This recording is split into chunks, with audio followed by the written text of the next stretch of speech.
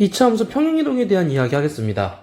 평행이동은 2차 함수뿐만 아니라 함수의 그래프라면 모두 다 적용되는 것입니다. 모양의 변화가 없이 위치만 변경되는 것이라고 이해하시면 되고요. 본격적으로 시작을 해볼 건데, 자, 우선 첫 번째, y는 ax제곱 플러스 q에 대한 이야기입니다. 그래서 y는 ax제곱 대신에 플러스 q가 추가되어 있는 형태인데, 이렇게 뒤에 q가 추가되는, 상수가 추가되는 형태는요, y축의 방향으로 q만큼 평행이동했다라고 해석하라는 건데요.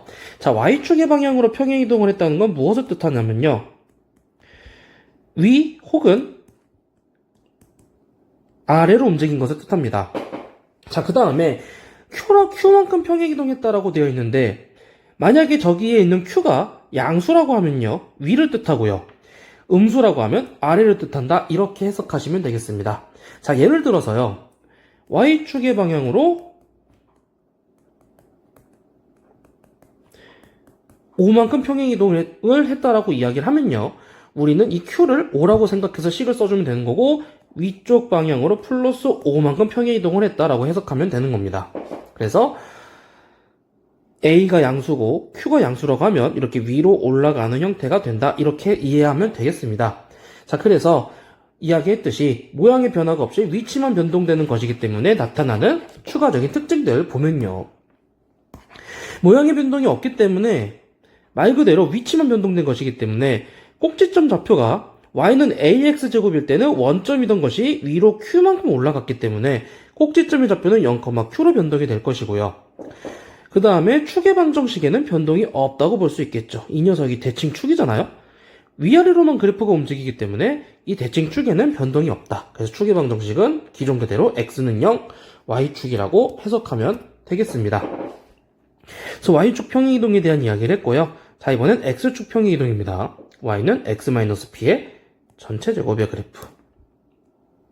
자, 이렇게 ax제곱이라는 함수식을 기준으로 이야기를 했을 때 x 대신에 x-p가 들어가 있는 형태라고 볼 수 있는데, 이렇게 되어 있는 경우는 x축의 방향으로 p만큼 평행이동했다라고 해석을 하면 된다는 겁니다.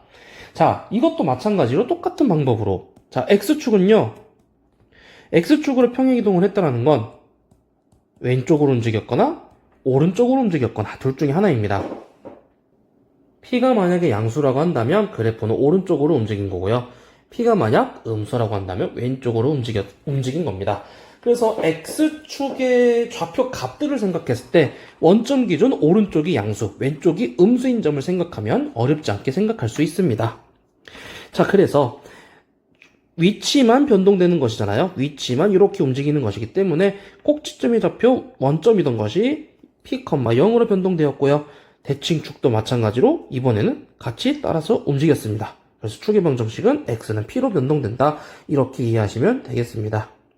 자, y축 평행이동과 비교를 해봤을 때 표현이 조금 달라지는 부분을 확인할 수가 있는데, x축으로 평행이동했을 때의 함수식, 그리고 y축으로 평행이동했을 때의 함수식을 비교해보면요, 알파벳, 문자를 p로 쓰느냐 q로 쓰느냐의 차이점도 물론 존재하지만요, 좀 더 확실하게 구분되는 점은 플러스 마이너스입니다.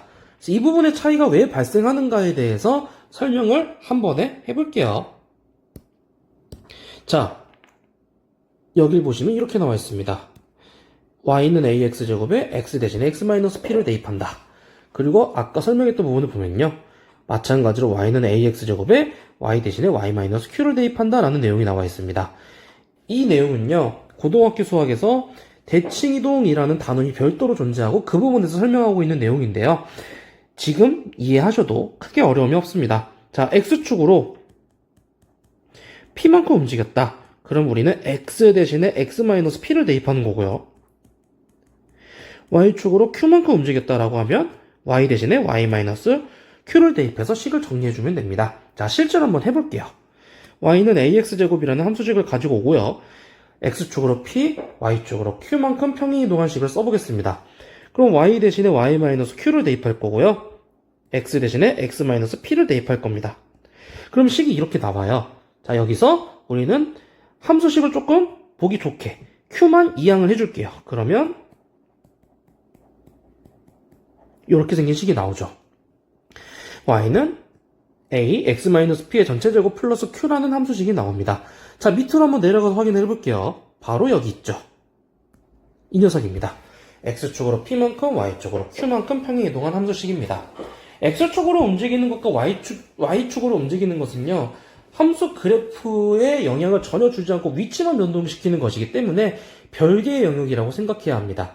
다시 말해서 x축, y축 둘 다 움직이는 게 가능하다. 그래서 이렇게 동시 적용시킬 수 있다는 이야기입니다. 그래서 x축으로 평행이동했을 때의 설명, y축으로 평행이동했을 때의 설명을 각각 별도로 적용시키는 내용이기 때문에 여기 있는 내용은 추가 설명이 필요 없을 것 같고요. 중요한 것은 이렇게 꼭지점의 좌표, 평행이동한 정보를 표현할 수 있는 이러한 형태의 표현법을 이차함수 표준형이라고 한다는 거, 이렇게 부를 수 있다는 걸 기억해 두면 되겠습니다. 자, 그 다음에 또 나오는 이야기인데, 우리는 지금까지 평행이동을 y는 ax제곱, 다시 말해서 아예 평행이동이 되지 않은 상태에서만 공부를 했는데, 다시 한번 이야기하지만 이 평행이동이라고 하는 것은 위치를 바꾸는 것이지 모양의 변동을 주는 것이 아니기 때문에 이미 평행이동이 된 녀석을 또 평행이동을 시킨다 해도 문제될 것이 전혀 없습니다. 자, 이미 평행이동이 된 녀석을 x축의 방향으로 n만큼, y축의 방향으로 n만큼 평행이동을 한다고 해도 우리는 아까 배운 대로만 하면 됩니다.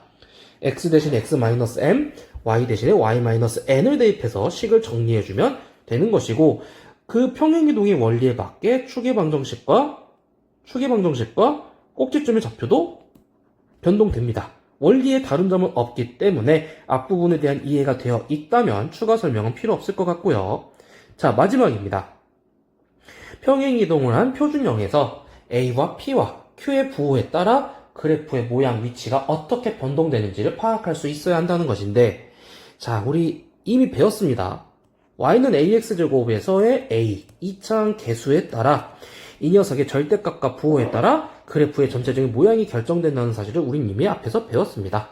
그 a와 여기서 말하는 a는 같은 것을 뜻하기 때문에 추가 설명은 필요 없을 것 같고요.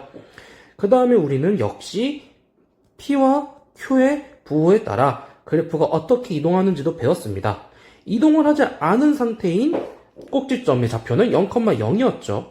이것을 생각해보면, 이동을 어떻게 했느냐에 따라 꼭지점 부호가 바뀌겠다는 거 어렵지 않게 생각할 수 있을 것이고요.